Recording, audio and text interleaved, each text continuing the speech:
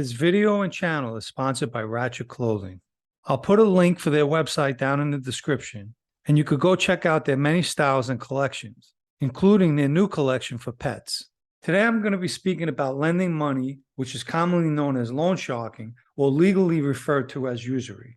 The United States Criminal Code Title 18, subsections 892 and 894, states as follows. Subsection 892. Making extortionate extensions of credit states, whoever makes any extortionate extensions of credit or conspires to do so shall be fined under this title or in prison not more than 20 years or both.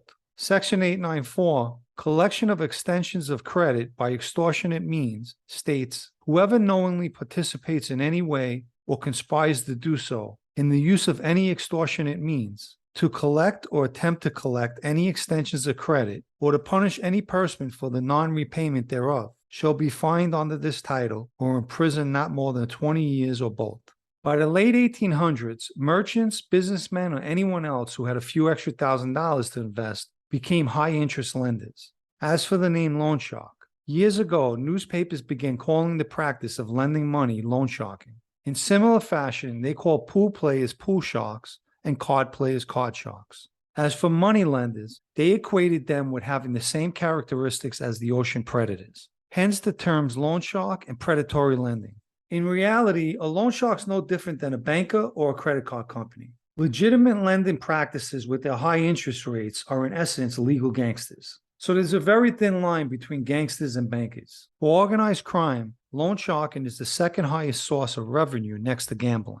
At times, the two go hand in hand, as many gamblers borrow money in order to pay off their losses. The loan shark always has the upper hand. The borrower, or customer as we call them, always starts out under pressure. And for whatever that pressure may be, is the reason for needing money. The loan shark decides how many points he wants on the money, which is the VIG, or the interest rate, leaving the customer with no choice. If he wants the money, he has to pay the weekly VIG. The loan itself is the principal. And as I've said, the VIG is the interest. The VIG must be paid no matter what until the principal is paid back in full. My motto always was, the way I hand it to you is the way I want it back. And what I mean by that is, let's say I hand you $20,000, I don't want it back piecemeal. The way you received it is the way I want it back. I also didn't believe in what's called a knockdown loan. And that's where the VIG no longer becomes the interest and is allowed to knock down the principal. One of the biggest mistakes that a loan shark makes is not profiling his customers. You don't want to give money to a guy that's making $1,200 a week and he has to hand over either half his paycheck and sometimes his whole paycheck over to you. In that situation, you're asking for a problem. You also don't want a customer who owes several people because he's just borrowing from Peter to pay Paul. If a guy gave an elaborate story of why he needed to borrow the money, he was considered a risk. A guy that wants to borrow money to chase his dream is also considered a risk.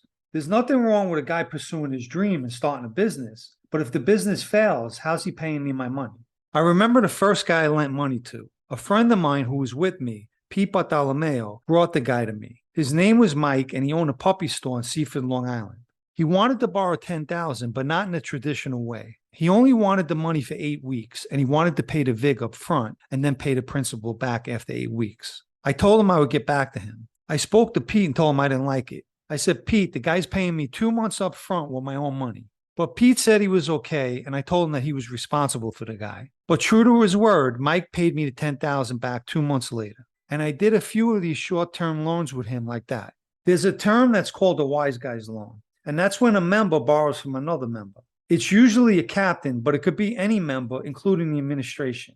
The VIG is usually a point, and if the guy's a sport, it's a half a point, which gives you the ability to put that money on the street and earn with it. One time I did this with Big John, my captain at the time, and he gave it to me for a point.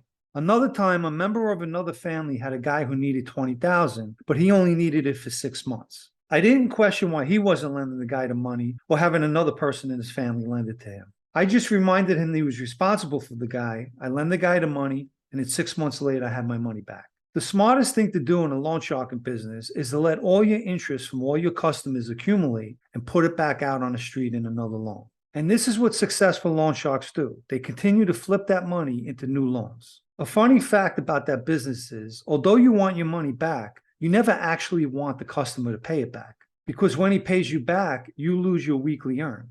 Idle money is no good for a loan shark. He wants his money to work for him. The two things that a loan shark is always concerned about are a customer going to the law or a guy who runs on you, which is a low-life move to pull. You don't take what doesn't belong to you and run away with it. Luckily, I've never had any problems getting my money back. And this was done through strategy, which I'll get to at the end.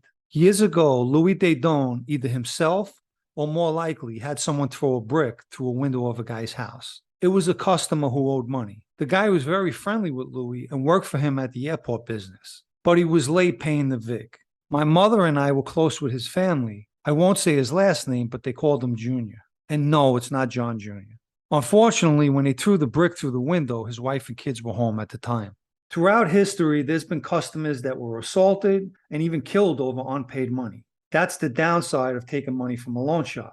If you don't make your payments, they're not going to contact the credit bureau. One time, John DiLorenzo, who was a friend of mine and the owner of Rosemary's Pizzeria and Restaurant, had a potential customer for me. He was the manager of a bar a few stores down from the restaurant, and he wanted to borrow money. I met with the guy one night about 1 o'clock in the morning at the bar. I didn't trust him, so I wrote down on a piece of paper the amount he wanted and what he had to pay me each week until he gave the principal back. He had no clue how borrowing money worked. And after he read the paper, which I immediately took back, he said, "That's crazy. I just wanted to borrow the money, and when I gave it back, I would throw you something." I got up and walked out without saying another word.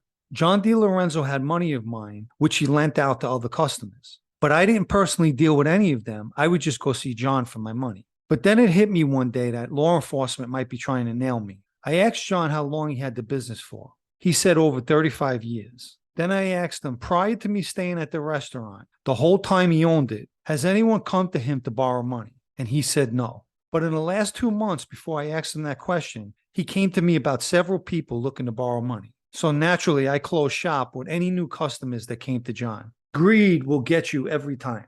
I've mentioned in the past that I lent $27,000 to an associate of Tall Pete in Zerillo. Presently, the guy's a member of the Gambino family, but at the time, he was Pete's associate. So Pete came to me one day and told me that he wanted to personally give me back the money, but he didn't have it at the time.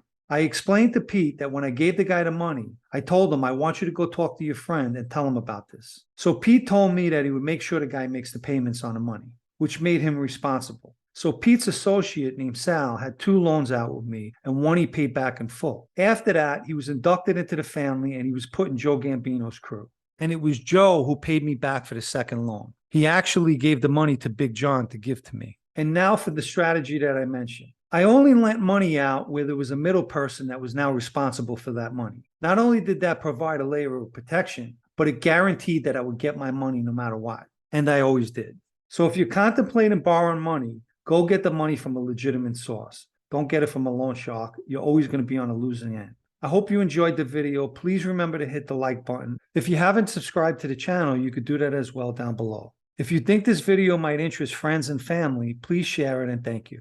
I hope everyone enjoys the rest of that night, and I'll catch you on the next one. You can subscribe to the Sit Down News blog at sitdownnews.com, and I appreciate everyone who has subscribed. Thank you. Well, just another example in the mob you never knew about. If you would like to subscribe to this channel, you can do so down below. If you would like to subscribe to my other channel, Unlimited Substance Podcast, I'll add a link in the description to this video.